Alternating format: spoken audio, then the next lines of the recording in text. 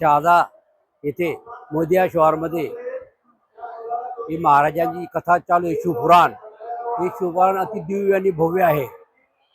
यामध्ये कथेमध्ये आयोजक राजेजी पाडवी आमदार साहेब यांच्या नियोजनामुळे इथे सगळी व्यवस्थिती फार चांगली आहे.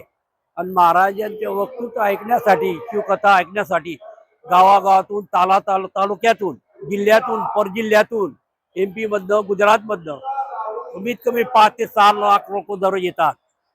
आणि तिसऱ्या दिवशी इतकी भव्य झाली की आज पाहतो आम्ही साखरीला बघितलं, नाशिक जळगावला बघितलं, तदनंतर आहे तर बरानपुढे ज्या ज्या ठिकाणी कथा बघितल्या आम्ही जाऊन सगळ्यात जास्त कथा मोठी भव्य आणि देवी इथे दिसते आहे.